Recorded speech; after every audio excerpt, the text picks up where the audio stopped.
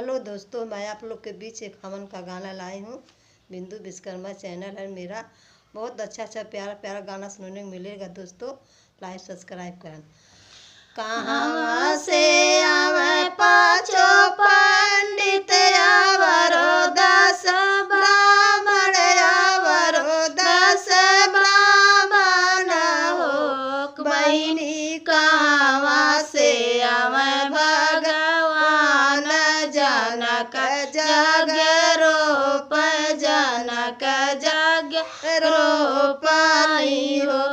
बहिन से आवे पाछो पंडित आवरो दस ब्राह्मण आवरो दस ब्राह्मण हो।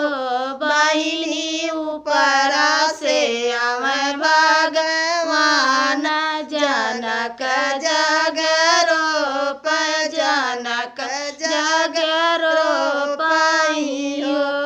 कहाँ बैठे पाछो पंडित आवरो दस ब्राह्मण आवरो दस ब्राह्मण हो। बहिनी कहाँ बैठे भगवान जनक जग रूप जनक जग रूपाई हो। दुआरे बैठे पाछो पंडित आवरो दस ब्राह्मण आवरो दस ब्राह्मण हो। बहिनी आंगने बैठे भगवान जनक जग रूप जनक जग रूपाई हो। काऊ खियैबे पाछो पंडित आवरो दस ब्राह्मण आवरो दस ब्राह्मण हो।